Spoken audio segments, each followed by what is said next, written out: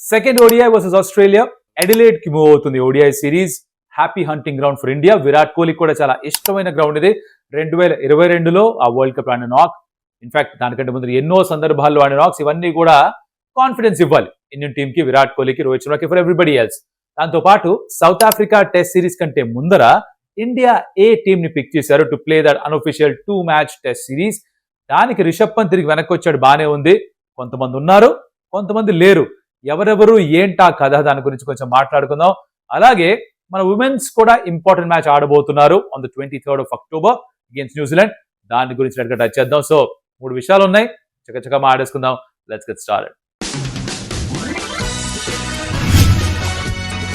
Welcome to some tales. నా పేరు Kaushik. And ఎక్కడైనా వీడియో నచ్చితే ఆ కింద ఉన్న లైక్ బటన్ దోస్త్ చెప్పేస్తే వీడియోకి ఎక్కువ మందికి చూపించే ఆల్గోరిథంకి అలవాటు అవుతుంది. చూపిద్దానికి ఎక్కువ మందికి బాగుంది వీడియో అని అనుకుంటాను అనమాట. ఆ పని చేసి పెట్టండి. అలాగే ఎవరన్నా ఎక్కడన్నా సబ్స్క్రైబ్ చేసుకోవాలనిపిస్తే consider doing that. Membership start చేసి పెట్టాం, ఛానల్ని సపోర్ట్ చేద్దాం అనుకుంటే you can consider joining the membership. దాని లింక్ డిస్క్రిప్షన్ లో it's there. Alright, thank you. Okay, first things first, second ODI. దాంట్లో అక్కడ 21st and 22nd కూడా, 21st వర్షం పడింది, 22nd కూడా రెయిన్ ఫోర్కాస్ట్ ఉంది. But 23rd October the day of the match, వర్షం లేదు at this point of time as according to Australia's గాలి గన్నారావు. ఇండియా ఎటువంటి మార్పులు చేసుకొని వస్తే బాగుంటుంది. I think Kuldeep Yadav should come back into the playing 11. తను లేకపోవడం is actually not fair.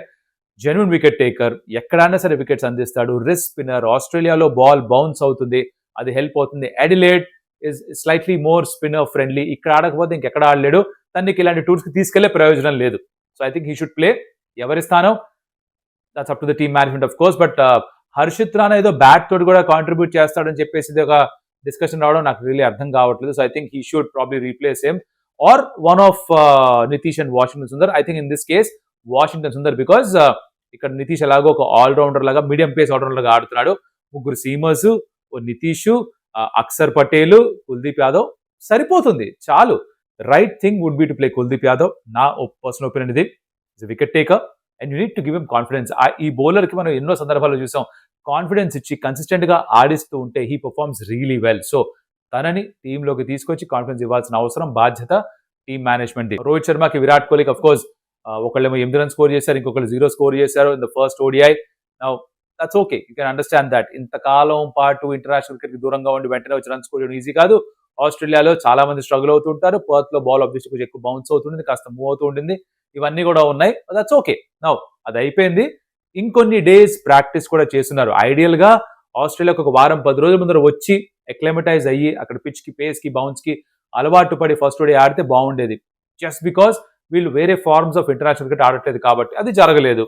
But first ODI ముందర 2-3 రోజులు 2-3 ప్రాక్టీస్ సెట్స్, ఫస్ట్ ఓడిఐ తర్వాత మళ్ళీ అడిలేడ్కి వచ్చి కొన్ని ప్రాక్టీస్ సెషన్స్ ఇవన్నీ జరిగాయి కాబట్టి hopefully they're in better frame, better rhythm, ball చక్కగా చూస్తూ ఆ పిచ్ తగ్గట్టుగా, బౌన్స్ తగ్గట్టుగా అడ్జస్ట్ చేసుకున్న వాళ్ళ గేమ్ అని ఆశిద్దాం.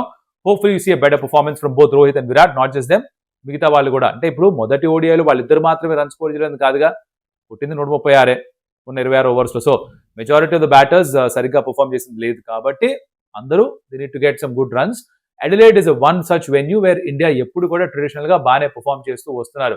సో అక్కడ hope that India does really well. And 2వ మ్యాచ్ గెలిస్తేనే 3వ మ్యాచ్ కి మజా ఉంటుంది, లేకపోతే ఇంకేముంది. అసలు బైలాటరల్ సిరీస్ లోనే బోర్ అంటారు. It's because Australia and India and because Rohit and Virat are coming back, అందుకని కొంచెం ఇంట్రెస్ట్ అన్న ఉంది. ఏ మాటకు ఆ మాట ఈ ఓడిఐ సిరీస్ కి. నో ఇప్పుడు 2వ మ్యాచ్ గెలవదు అనుకో, dead rubber 3rd match the, ప్రయోజనం ఉండదు. WTC కనీసం ప్రతి టెస్ట్ మ్యాచ్ లో పాయింట్స్ వస్తాయి, దాంతో ఆ ఫైనల్ కి వెళ్తాం లేదా డిసైడ్ అవుతుంది. దీనిలో అది కూడా లేదుగా. అది ఏమైనా తీసుకొస్తే నెక్స్ట్ FTP సైకిల్ నుంచి అప్పుడు ఏమైనా ఇంట్రెస్టింగ్ గా మారచ్చు బైలాటరల్స్. అదర్వైజ్ బుచ్చుకి అయిపోద్ది బైలాటరల్స్ అనమాట.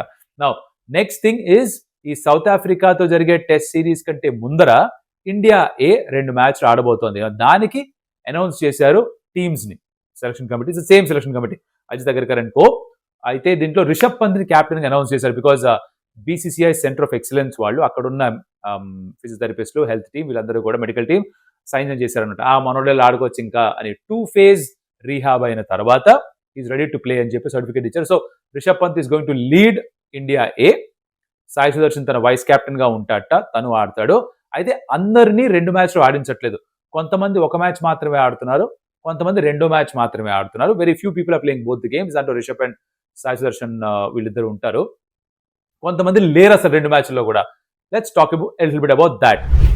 ఇండియా ఏ సౌత్ ఆఫ్రికా ఏతో ఆడబోతున్నారు. వాళ్ళకి కూడా experience in India. Of course India ఏలో ఉన్న ఫ్రింజ్ ప్లేయర్స్, ఫ్రింజ్ అంటే ఏంటి, మెయిన్ టీమ్ కి చుట్టుపక్కల ఉన్న వాళ్ళు, ఎంట్రీ కోసం వెయిట్ చేస్తున్న వాళ్ళ కోసం చాలా ఇంపార్టెంట్ సిరీస్లు ఇవన్నీ కూడా. So Rishabh Pant coming from injury, తను కెప్టెన్ గా ఉంటాడు. అలాగే సాయి సుదర్శన్ వైస్ కెప్టెన్ గా పెట్టారు. బట్ ఫస్ట్ 4-day మ్యాచ్ కి you got Ayush Mhatre, Jagadeesan, Dev Padikkal, Rajat Patidar, Harsh Dubey, Tanush Kotian, Manav Suthar, Anshul Kamboj, Thakur, Yash Thakur, Ayush Badoni, Saransh Jain, Gurnoor, Brar and Khaleel Ahmed. దీంట్లో అగైన్ నోటిసబుల్ ఎవరు మిస్ అవుతున్నారు, will come to that. I know చాలా మందికి ఒక పర్టికులర్ పేరు గురించి వెతుకుతున్నారు, అది ఇక్కడ లేదు. Will talk about that. Again second 4-day match కి Sai Sudharsan vice captain, Rishabh Pant captain గా వీళ్ళు ఎలాగా ఉన్నారు. But KL Rahul, Dhruv Jurel, Prasidh Krishna, Mohammed Siraj, Akash Deep, they come back for the second 4-day game. ఎందుకంటే వాళ్ళు కన్సిస్టెంట్ గా మ్యాచ్లు ఈ ఫార్మాట్ లో ఆడట్లేదు కదా. ఇప్పుడు దీంట్లో కేఎల్ రాహుల్, ప్రసీద్, సిరాజ్ కనీసం ఆస్ట్రేలియాకి టూర్ చేస్తున్నారు ఓడిఐస్ ఆడడానికి. బట్ T20s ఆడకుండా కొంతమంది వెనక్కి వచ్చేస్తారు కాబట్టి వీళ్ళు ఆ 4-day match Audi they can get in to the group for the south Africa test series. So అలా వీళ్ళని తీసుకొచ్చారు. ఇక్కడ ఆ మొదటి మ్యాచ్ కి, రెండో మ్యాచ్ కి కొంతమంది లేరు. ఎందుకు లేరో ఒక రీజన్ ఇచ్చారు. అదేంటంటే రంజీ ట్రోఫీ నడుస్తోంది కాబట్టి అందరూ టీమ్స్ వాళ్ళు వాళ్ళ మెయిన్ ప్లేయర్స్ మిస్ అవ్వకూడదు కన్సిస్టెంట్ గా, కాబట్టి కొంతమందిని ఫస్ట్ మ్యాచ్ లో, కొంతమందిని సెకండ్ మ్యాచ్ లో పెట్టారు అన్నది ఒక రీజనింగ్. ఓకే, ఇక్కడ వరకు బానే ఉంది. దీంట్లో మోస్ట్ నోటబుల్ ఎక్స్క్లూషన్ ఎవరిది ఆలోచించండి. డెబులో 150 కొట్టి, తర్వాత బోర్డగవాస్కర్ ట్రోఫీలో తను ఏదో డ్రెస్సింగ్ రూమ్ ఇన్ఫర్మేషన్ లీక్ చేశాడని చెప్పేసి మాటలు బయటకు వచ్చే తన టీంలో నుంచి పక్కకు తెరిపించారు. ఇంజురీ అయింది, దాని నుంచి కంబ్యాక్ చేయడానికి సిఓఈకి వెళ్ళాడు, సెంటర్ ఆఫ్ ఎక్సలెన్స్కి వెళ్ళాడు. అక్కడ చాలా కాలం గడిపాడు. 10-15 కిలోలు 20 కిలోలు తగ్గాడు మనిషి. రంజీ ట్రోఫీలో రన్ స్కోర్ చేస్తున్నాడు. మొన్న రీసెంట్ గా జరిగిన సిరీస్ కి ఇంగ్లాండ్ కైనా సరే, దాని తర్వాత జరిగిన సిరీస్ కైనా కూడా ఇంకా తన ఫిట్నెస్ ప్రూవ్ చేసుకోలేదు కాబట్టి తన్ని పిక్ చేయలేదు అన్నారు. ఇప్పుడు రంజీ ట్రోఫీ ఆడుతున్న తర్వాత కూడా దాన్ని పిక్ చేయకపోతే ఏంటి కారణం అని అనుకోవాలి. అసలు ఎవరి గురించి మాట్లాడుతున్నాం మనం? ఫస్ట్ మీరు పేరు కొట్టేసి తర్వాత మనం మాట్లాడుకుందాం. 1, 2, 3, 4. కరెక్ట్, సర్ఫరాజ్ ఖాన్. ఏం చేశాడు సర్ఫరాజ్ ఖాన్? ఇప్పుడు ఒకవేళ డ్రెస్సింగ్ రూమ్ లో నేను ఆ టాక్స్, దాని లీక్స్ కారణం తను కాబట్టి పనిష్మెంట్ అయింది, ఎంతకాలం ఇస్తారు? ఆర్ ఇక్కడ కోచ్ కి ఎవరైతే కావాలో కోచ్ చెప్పిన దానికల్లా ఎస్ చెప్పే వాళ్ళకి మాత్రమే ఇస్తారు. ఇక్కడ గౌతమ్ గంభీర్ ప్రతిసారి తప్పు పట్టడం కాదు, మనం అర్థం చేసుకోవాలి. ఇప్పుడు సర్ఫరాజ్ ఖాన్ లాంటి టాలెంటెడ్ బ్యాటర్ ఇండియాలో తన డొమెస్టిక్ యావరేజ్ అని తెలుసా మీకు? If no his average comment చేయండి, బికాస్ హీస్ ఫినామినల్. అంటే ఎంత రెగ్యులర్ గా రన్ స్కోర్ చేస్తాడు, ఎంత డామినేట్ చేస్తాడో తెలుసు. ఆ పర్ఫార్మెన్స్ ఆధారం పైన తను ఇండియన్ టీంలోకి వచ్చాడు, 150 కొట్టాడు, బాగా డెబ్యూ చేశాడు, మంచి రన్ స్కోర్ చేశాడు, ఆస్ట్రేలియా తీసుకెళ్లారు, అక్కడ కొంచెం స్ట్రగుల్ అయ్యాడు, డ్రాప్ చేశారు. ఇక అదంతా జరిగింది, బానే ఉంది. If you punishing the youngster, punishment ఇచ్చారు, సరిపోయింది. ఇంజురీ అయింది, కమ్బ్యాక్ చేశాడు, రంజీ ట్రోఫీలో ఆడుతున్నాడు. Doesn't he deserve a place back in India A squad? ఏం చేయాలి తను? ఇంకెన్ని రన్స్ కొడతాడు, ఎంతకాలం అని కొడతాడు? ఇప్పుడు మళ్ళీ ఇంకొక 3-4 సంవత్సరాలు కొడితే తప్ప, మళ్ళీ తపస్సు చేస్తే తప్ప తీసుకురారు వెనక్కి. I don't think it's fair. Sarfaraz Khan లాగా ఇంకా వేరే వాళ్ళకు కూడా జరుగుతూ ఉండొచ్చు. బట్ ఇక్కడ సర్ఫరాజ్ కి డెఫినెట్ గా ఇండియాకి ఆల్రెడీ ఆడిన తర్వాత ఇండియా ఏలో కూడా ఫిట్ గా ఉన్నప్పుడు కన్సిడర్ చేయకపోవడం is something that people are not able to understand. In fact social మీడియాలో కూడా చాలా గోల నడుస్తుంది దీని మీద. రెండో మ్యాచ్ లో రుతురాజ్ గైక్వాడ్ కూడా ఉన్నాడు. He deserves a chance because తను కూడా కన్సిస్టెంట్ గా రన్ స్కోర్ చేస్తున్నాడు. మొన్న కూడా the first game against Kerala a tricky pitch పైన టీము 5 down for 4 runs ఎంతో, 4 runs కి 5 wickets ఎంత పడ్డప్పుడు వచ్చి అక్కడ మంచి నాకౌట్ ఆడాడు తను. So he need to deserve or other he deserves a place in this India squad. So అలా గైక్వాడ్కి ఇచ్చినప్పుడు అభిమన్యు ఈశ్వర్ని కూడా ఆడిస్తున్నారు. తను డ్రాప్ చేసిన తర్వాత తనకు కూడా అవకాశం ఇస్తున్నారు ఇక్కడ రెండో 4-day గేమ్ లో. Sarfaraz is not to be seen anywhere. That's where I would end this. మీరేమనుకుంటున్నారు? Let me in the comments. Alright, it's very important have a discussion about this. మనం ఇన్ఫ్లుయెన్స్ చేయలేము, కానీ అట్లీస్ట్ మన ఆలోచన విధానం ఎలా ఉంది ఇది తెలుస్తుంది మనకి ఈ డిస్కషన్ ద్వారా. 23rd October ఇండియాకి ఇంకొక ఇంపార్టెంట్ గేమ్ ఉంది, విమెన్స్ వరల్డ్ కప్ లో ప్లేయింగ్ న్యూజిలాండ్. ఎందుకు ఇది ఇంపార్టెంట్ అంటే వరుసగా 3 మ్యాచ్లు ఓడిపోయారు. ఇప్పుడు సేనా దేశాలతో జరిగే మ్యాచ్ల్లో SEA ఓడిపోయాం. South Africa, Australia, England in that order ఓడిపోయాం. న్యూజిలాండ్ తో మ్యాచ్ ఉంది, ఇది గెలవాలి. ఇప్పుడు you must have read this article saying that India New Zealand తో ఓడిపోయినా కూడా క్వాలిఫై అవ్వచ్చు. బంగ్లాదేశ్ తో గెలవాలి, పెద్ద మార్జిన్ తో గెలవాలి. న్యూజిలాండ్ ఇంగ్లాండ్ తో ఓడిపోవాలి, అప్పుడు పాయింట్స్ తో లెవెల్లో ఉండి న్యూట్రల్ మీద వెళ్తారు, క్వాలిఫై అవుతారని. అక్కడ దాకా తెచ్చుకోవడం ఎందుకు? ఇది దొడ్డిదారిని వెళ్ళినట్టు అవుతుంది ఆ సెమీఫైనల్స్ కి.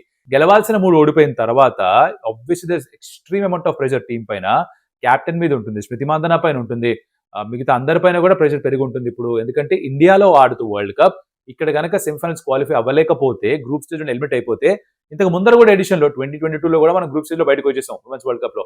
అదే గనక మళ్ళీ జరిగితే it will be a very very big blow to the women's cricket in India. ఇప్పుడే ముందడుగు వేస్తున్నారు. ఇప్పుడే మెన్స్ క్రికెట్‌తో లెవెల్‌గా వాళ్ళకి కూడా కాస్త డబ్బులు వస్తున్నాయి. They are taking care of them financial really well. WPL ఇంత బాగా టేక్ ఆఫ్ అయింది. ఇంత ప్రజాదరణ దొరుకుతోంది. ఇంత ఇంట్రెస్ట్ వస్తుంది విమెన్స్ క్రికెట్‌లో.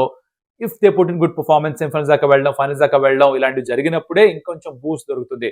ఈ వరల్డ్ కప్‌కి ప్రైజ్ మనీ కూడా ఎంత పెరిగిందో చూసే ఉంటారు మీరు. So all of this I think it brings Indian women's cricket in very very ఒక క్రిటికల్ జంక్షన్‌లోకి తీసుకొచ్చింది. అది నేను చెప్పొచ్చే విషయం. సో ఈ న్యూజిలాండ్‌తో గేమ్ ఏదైతే ఉందో ఇది తప్పనిసరిగా గెలవాలి అగైన్. ఇప్పుడు ఈ మ్యాచ్‌కి మళ్ళీ కాంబినేషన్ ఎలా మార్చుకోవాలి, అడ్జస్ట్ చేసుకోవాలన్న థాట్స్ వస్తాయి. బికాజ్ మొదటి ఆ సౌత్ ఆఫ్రికా, ఆస్ట్రేలియా తోటి 5 బౌలర్స్‌తో వెళ్లారు. వర్కౌట్ కాలేదని చెప్పి మార్చి 6th బౌలర్‌ని తీసుకొచ్చారు. జమీమాని డ్రాప్ చేశారు. చూస్తే ఇక్కడ ఈ గేమ్‌లో ఒక బ్యాటర్ షాట్ కావాల్సిన రన్స్ రాలేదు. ఇప్పుడు ఏం చేయాలి? మేనేజ్ చేసుకుందాం 6th బౌలింగ్ ఆప్షన్ లేకపోయినా పర్లేదు. ఎలాగో రేణుకా అన్ని ఓవర్లు వేసింది లేదు. మనం పార్ట్ టైం బౌలర్స్ తోటి మేనేజ్ చేద్దాము. కావాలంటే 6th బౌలింగ్ ఆప్షన్‌కి ఎక్స్ట్రా బ్యాటర్ పెట్టుకుందాం మళ్ళీ అటువైపే వెళ్తారా? లేదు. నవీ ముంబైలో మ్యాచ్ న్యూజిలాండ్‌తో ఆడుతున్నాం. వాళ్ళ స్ట్రెంగ్త్స్ ఏంటి మనకు తెలుసు. 6 బౌలర్స్తోనే వెళ్దాం. యాక్చువల్లీ గెలిచుండాల్సింది ఈ బ్యాటింగ్ తోటి. ఉన్న బ్యాటింగ్ తోటి గెలిచుండాల్సింది. తప్పు జరిగింది. ఉన్న బ్యాటర్ స్కోర్ చేయలేదు కాబట్టి ఎక్స్ట్రా బ్యాటర్ ఏం చేయలేదు అని చెప్పేసి 6 బౌలింగ్ తోటి వెళ్తారా? వెయిట్ చేసి చూడాలి. నౌ 2 మ్యాచ్లు నవీ ముంబైలో న్యూజిలాండ్‌తో, దాని తర్వాత బంగ్లాదేశ్‌తో 2కి 2 గెలిస్తేనే కొంచెం మర్యాదతో సౌత్ ఆఫ్రికా, ఇంగ్లాండ్, ఆస్ట్రేలియాతో పాటు మనం కూడా సెమీఫైనల్స్‌కి వెళ్తాం. లేదు దొడ్డిదారిలో వెళ్తా అంటే కుదరదు. 2 ఓడిపోతే గనక అయ్యా అంతే సంగతులు. Hopefully that doesn't happen. Hopefully India wins. That's what I am hoping for. క్రితం మ్యాచ్‌లో ఓడిపోయిన తర్వాత Smriti Mandhana took the blame saying that నేను ఆ షాట్ ఆడుండకూడదు అని. That's responsible to make that comment. But తను అవుట్ అయిన తర్వాత కూడా మిగతా బ్యాటర్స్ ఫినిష్ ఆఫ్ చేసి ఉండాల్సింది. అంత స్టిఫ్ టార్గెట్ కాదు. దీప్తి శర్మ అయినా, రిచా ఘోష్ అయినా, స్నేహ రాణా అయినా, అమన్జోత్ అయినా should have finished of the game. అది జరగలేదు. It's a mental block. చాలా మంది మీరు చూసే ఉంటారు సోషల్ మీడియాలో కమెంట్ చేస్తున్నారు దట్ మెన్స్ క్రికెట్ లో సౌత్ ఆఫ్రికా లాగానో ఉమెన్స్ క్రికెట్ లో ఇండియా లాగా మెంటల్ డిసింటిగ్రేషన్ జరిగిపోతుంది, ప్రజలకు రాగానే ఓడిపోతున్నారని. దాని నుంచి బయటపడాల్సిన అవసరం ఉంది. ఇంగ్లాండ్ కూడా గతంలో ఓడించున్నాం, న్యూజిలాండ్ కూడా ఓడించున్నాం. Hopefully they turn it around and ఇక్కడ నుంచి తిరిగి మళ్ళీ world cup campaign should come back on track is what I believe. So ఇది విషయాలు మాడదాం అనుకున్నా. మీరు ఏ మ్యాచెస్ గురించి ఎక్కువగా వెయిట్ చేస్తున్నారు let me in the comments and of course and subscribe to channel. Will help us. Like the video more importantly. మీరు subscribe చేసిన చేయకపోయినా లైక్ చేస్తే సబ్స్క్రైబర్స్ ఎంతమంది ఉన్నా సరే వ్యూవర్షిప్ ఎంతన్నా ఉండొచ్చు. చాల్ based on the likes. So consider doing that with that thumbs up button. మరి మళ్ళీ కలుస్తా. అప్పటిదాకా సెలవు. అడియోస్ అమిగోస్.